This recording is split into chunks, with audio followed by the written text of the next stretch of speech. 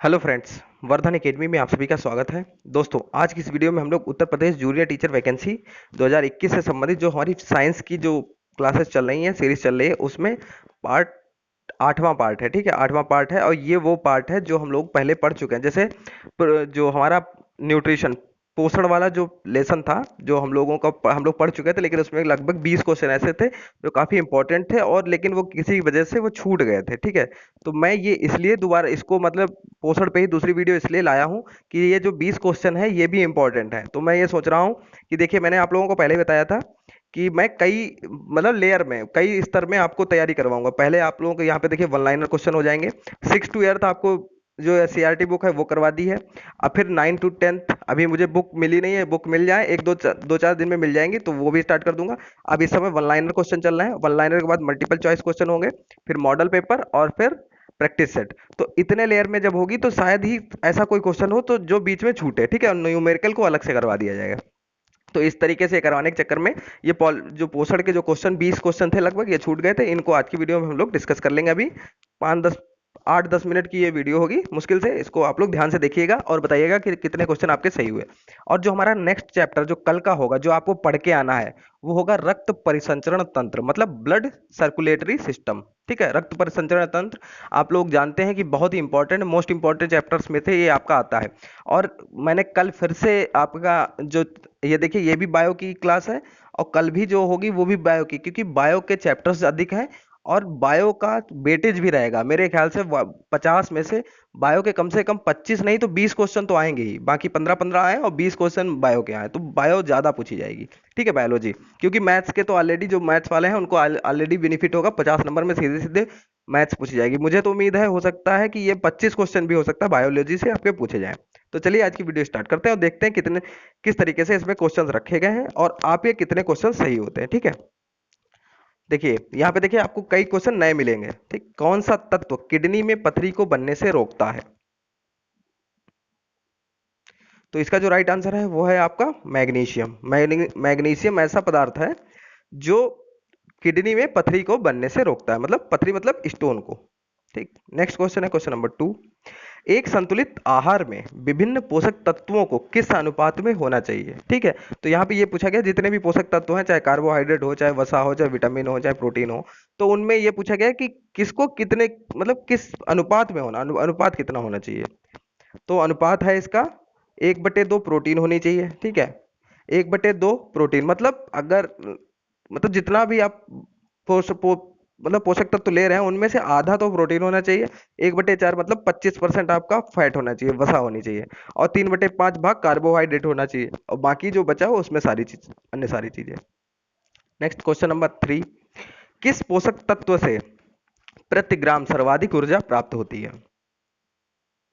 इसका जो right answer है वो है वसा, मतलब फैट से प्रति ग्राम सर्वाधिक ऊर्जा प्राप्त होती है। नेक्स्ट है क्वेश्चन नंबर 4।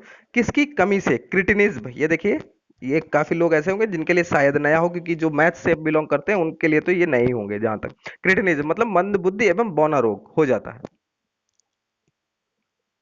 तो इसका जो राइट आंसर है वो है आयोडीन। ठीक है, आयोडीन की कमी से क्रिटिनिज्म मतलब मंद बुद्धि एवं बौना रोग हो जाता है। Question number 5। कौन सा विटामिन शरीर को रोगों से प्रतिरक्षा प्रदान करता है? तो इसका जो राइट आंसर है वो है आपका क्वेश्चन सॉरी विटामिन ए। कौन सा विटामिन पूछा गया तो रोगों से प्रतिरक्षा प्रदान करता है, तो विटामिन ए ऐसा विटामिन है जो रोगों से प्रतिरक्षा प्रदान करता है। Next question number 6। विटामिन की खोज किसने की थी? ये कॉमन क्वेश्चन है, काफी पूछा भी गया है, और लेकिन वही बात है, विटामिन का अगर क्वेश्चन हो रहे हो और उसमें ये क्वेश्चन ना आए तो फिर बेकार है। ठीक है, तो इसका जो राइट आंसर है वो है कैसिमिर फंक ने। ठीक है, कैसिमिर फंक ने विटामिन की खोज की थी। Next question. विटामिन ए से संपन्न खाद्य पदार्थ कौन से हैं? तो विटामिन ए से संपन्न काफी खाद्य पदार्थ है, लेकिन जो इंपॉर्टेंट है उनको यहाँ पे सम्मिलित किया गया है। आप उनमें से बताइए कौन सा आपके हिसाब से कौन कौन से हैं, क्योंकि वन लाइनर क्वेश्चन है इसमें तो आप काफी बता सकते हैं। तो इसमें है कॉड, यकृत तेल, शकरकंद, गाजर, पालक आदि। ठीक है, इसमें से बाई चांस ऐसे भी क्वेश्चन पूछ दिया जाता है कि गाजर में सबसे ज्यादा कौन सा पोषक तत्व पाया जाता है, गाजर में कौन सा पोषक तत्व सर्वाधिक पाया जाता है। इस टाइप से क्वेश्चन बहुत आया है। मैंने पीसीएस का एग्जाम भी देखा है, टीचिंग का भी एग्जाम देखे हैं, काफी मतलब जितने भी लगभग एग्जाम में सब में इस टाइप से कहीं पालक से पूछा जाएगा, कहीं गाजर से पूछा जाएगा, कहीं से भी पूछा जा सकता है। ठीक। विटामिन B12 का रासायनिक नाम क्या है? रासायनिक नाम भी पूछे जाते हैं अक्सर। तो विटामिन बी ट्वेल्व का रासायनिक नाम पूछा गया, तो विटामिन B12 का जो रासायनिक नाम है वो है साइनोकोबालैमिन। ठीक है, काफी अच्छा क्वेश्चन है। विटामिन B12 ये याद आपको रखना है। मैं एक वीडियो लाऊंगा जिसमें मल्टीपल चॉइस क्वेश्चन नहीं होंगे, सिर्फ यही होगा विटामिन विटामिन कौन सा है, उसके स्रोत कौन से हैं, उसका रासायनिक नाम क्या है, ये सारी चीजें उस पर करा दी जाएंगी। बहुत छोटी सी वीडियो होगी, उसको बस मतलब पैराग्राफ टाइप में होगा। ठीक है, नेक्स्ट है क्वेश्चन नंबर 9। खट्टे फलों में कौन सा विटामिन पाया जाता है? खट्टे फलों में कौन सा विटामिन पाया जाता है? तो इसमें पाया जाता है विटामिन सी। ठीक है, विटामिन सी खट्टे फलों में पाया जाता है। Next question, question number 10। Cheilosis नामक रोग किस विटामिन की कमी से होता है? किलोसिस, तो इसका जो राइट आंसर है वो है आपका विटामिन B2। विटामिन B2 की कमी से किलोसिस नामक रोग हो जाता है। नेक्स्ट है क्वेश्चन नंबर 11। घाव के भरने में कौन सा विटामिन सहायक है? तो घाव के भरने में कौन सा विटामिन सहायक है? Vitamin C. विटामिन सी ऐसा विटामिन है जो घाव को भरने में सहायक होता है। नेक्स्ट है क्वेश्चन नंबर 12। थायमीन किसका रासायनिक रूप है? तो थायमीन जो रासायनिक रूप है वो है विटामिन B1 का। विटामिन बी का जो रासायनिक नाम है वो है thiamine. Next question, question number 13। जल में कौन सा विटामिन घुलनशील होता है? जल में घुलनशील, तो जल में घुलनशील मैंने हमेशा एक चीज से याद रखा, बेचारे। मतलब बेचारे मैंने जब याद किया था बहुत पहले, तो ये इस तरीके से याद किया था कि बेचारे होते हैं वो कहीं भी घुल जाते हैं। तो पानी में मतलब थोड़ा सा में ही पानी हो गया, तो बेचारे मतलब B और C। ठीक है, B और C जो है वो आपके जल में घुलनशील होते हैं। बाकी जो AD, E, K है ये आपके वसा में घुलनशील होते हैं। ठीक है, तो वसा वाला मैंने यहाँ पे नहीं रखा, वो AD, E, ठीक। ये जो है आपके, ये किसमें, वसा में होते हैं, ये वसा में होते हैं। और विटामिन B और C ये होते हैं आपके जल में घुलनशील। Next question, question number 14। अनाज के छिलके में मुख्यतः कौन सा विटामिन पाया जाता है? तो अनाज का जो छिलका होता है उसमें पूछा जा रहा है कि कौन सा विटामिन पाया जाता है। तो अनाज के छिलके में पाया जाता है थायमीन B1। विटामिन B1 जो होता है उसको उसका रासायनिक नाम होता है थायमीन। ठीक है, तो अनाज के छिलकों में मुख्यतः कौन सा पाया जाता है? थायमीन पाया जाता है। नेक्स्ट है क्वेश्चन नंबर 15। किस विटामिन में कोबाल्ट पाया जाता है? तो कोबाल्ट आपका किस में पाया जाता है? विटामिन B12 में। ठीक है, विटामिन B12 में आपका कोबाल्ट पाया जाता है। Next question, question number 16। संक्रमण रोधी विटामिन किसे कहते हैं?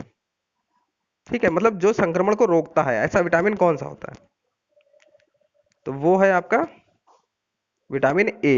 विटामिन A ऐसा विटामिन है जो संक्रमण रोधी विटामिन कहलाता है। नेक्स्ट है क्वेश्चन नंबर 17। किस विटामिन की कमी से शरीर की प्रतिरक्षा प्रणाली तथा जनन क्षमता कम हो जाती है?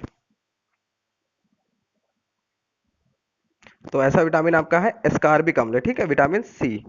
ठीक है, विटामिन C यहाँ पे लिख सकता है, लेकिन यहाँ पे इसका रासायनिक नाम भी लिख के आ सकता है, विटामिन C। ठीक है, विटामिन C की कमी से जो है प्रतिरक्षा प्रणाली तथा जनन क्षमता कम हो जाती है। नेक्स्ट है क्वेश्चन नंबर 18। विटामिन डी का रासायनिक नाम क्या है? तो विटामिन डी का जो रासायनिक नाम है वो है आपका कैल्सीफेरॉल। ठीक है, कैल्सीफेरॉल जो है वो विटामिन डी का रासायनिक नाम है। Question number 19। पेलाग्रा और स्कर्वी नामक रोग क्रमशः किन विटामिनों की कमी से होते हैं? मतलब पेलाग्रा किस विटामिन की कमी से होता है और स्कर्वी नामक रोग किस विटामिन की कमी से होता है? ऐसा क्वेश्चन भी पूछा जा सकता है जिसमें आपको दो चीजें पता होनी चाहिए, तभी आपका आंसर सही होगा। तो पेलाग्रा किस विटामिन से सही होगा और किस कमी के कारण होता है, किस किस विटामिन कमी के कारण, और दूसरा स्कर्वी किस विटामिन की कमी से। तो स्कर्वी का तो लगभग लोगों को पता है। पेलाग्रा वो होता है विटामिन B3 की कमी के कारण, और विटामिन C की कमी के कारण स्कर्वी रोग होता है। ठीक है, नेक्स्ट एंड लास्ट, आज का लास्ट क्वेश्चन है, विटामिन डी की कमी से कौन सा रोग होता है? कॉमन क्वेश्चन है काफी। ठीक है, तो ये इसका जो राइट आंसर है वो है आपका ऑप्शन, सॉरी ऑप्शन तो इसमें है नहीं।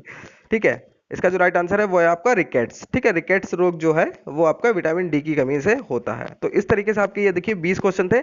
इसमें उम्मीद है कि 10 क्वेश्चन तो ऐसे कम से कम होंगे जो काफी नए आपको लगे होंगे और उनको आप लोगों ने नोट भी किया होगा। ठीक है, कुछ लोग अब देखिए, जब नेक्स्ट हम लोगों का होगा चैप्टर रक्त परिसंचरण तंत्र, ब्लड सर्कुलेटरी सिस्टम, तो उसको आप लोगों को पढ़ के आना है और वो बहुत ही इंपॉर्टेंट आपका चैप्टर है। ठीक है, इसी तरीके से आप लोग पढ़ते रहिए और मैं अब सोच रहा हूँ कि जो आपके सोशल साइंस के जो क्लासेस चल रहे हैं उसको भी टॉपिक वाइज ही कराऊं तो ज्यादा सही रहेगा। मैं इसलिए नहीं उसको करवा रहा था कि उसमें ये होता है कि कुछ चैप्टर बहुत इजी होते हैं, जैसे बौद्ध बौद्ध एंड और जैन धर्म है, उसमें काफी सरल क्वेश्चंस होते हैं।